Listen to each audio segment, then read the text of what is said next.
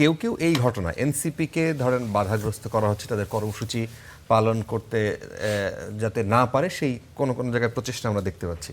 কেউ কেউ এটা এই ধরনের কথাও তুলছেন যে বিএনপি কি এই দিকে যাচ্ছে যে এনসিপিকে আসলে তারা বড় দেখতে চায় এবং সে বড় করাতে চায়, এটা একটা কৌশলের অংশ এবং এনসিপি যাতে আরও প্রস্ফুটিত হয় সেটা তারা এই এই এই এই ফিল্ডটা তারা তৈরি করে দিতে চায়। প্রথমেই এই হামলার আমি নিন্দা করছি।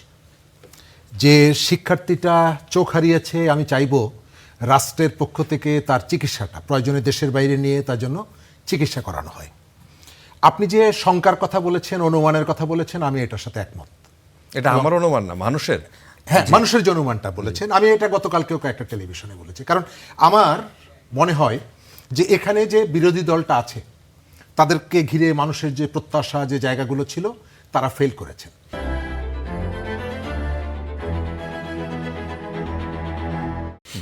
তারা পার্লামেন্টের ভেতরেও তাদের পারফরমেন্সটা দেখাতে পারছেন না এবং নানা রকমের বিতর্কের মধ্যে জড়িয়ে পড়েছেন এবং তাদের সম্পর্কে যে মিথগুলো ছিল সেগুলো ভেঙে যাচ্ছে।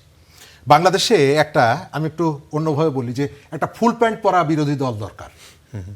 তো সেই ধরনের একটা দল গড়ে তোলার জন্য কতগুলো উদ্যোগ ভেতর থেকে থাকতে পারে। আমরা সবসময় কি হাফ প্যান্ট পরে নাকি? না, মানে আরেকটু মডার্ন টি শার্ট পরবে, এই ধরনের আর কি।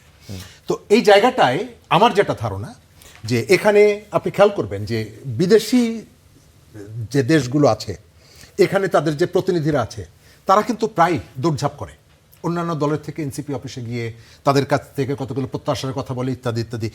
সম্মিলিতভাবে আমার কাছে মনে হয় আমাদের পলিটিক্সের সব কিছুই পর্দার সামনে হয় এমনটা না, পর্দার পেছনে অনেক কিছুই হয়।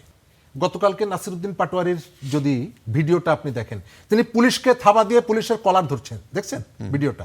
আমার কাছে আছে। আচ্ছা, পুলিশের কলার ধরছেন। সাধারণত এই সমস্ত জায়গায় পুলিশ কি করে? ঘটনা ঘটার একটু পরেই পুলিশের কর্তব্য কাজে বাধা দানের জন্য আপনি যান, আপনার সাথে একটা তর্ক হোক, আপনার বিরুদ্ধে একটা মামলা করে দিবে। পুলিশের কর্তব্য কাজে বাধা দান। তারা কিন্তু মামলা করছে, পুলিশ মামলা নিচ্ছে। কিন্তু পুলিশ অন্যান্য ক্ষেত্রে, এই ক্ষেত্রে যেটা করে যে সেখানে যারা ছিল অজ্ঞাতনামা 100-200 লোকের বিরুদ্ধে মামলা করে। পুলিশের এই অ্যাকশনটা কিন্তু দেখছি। জি, যাই বলেন না কেন, এই হামলাকে সমর্থন করা যায় না, কিন্তু এর পেছনে কোনো ডিজাইন যে থাকতে পারে না এটি আমি অস্বীকার করি না। ডিজাইন থাকলেও। জি, কামরুজ্জামান রতন।